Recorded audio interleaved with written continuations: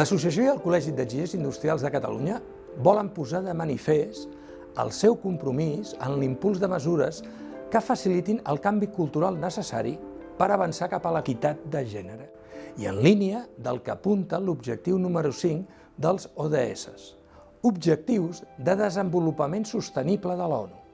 Amb aquest motiu, impulsen el següent decàleg.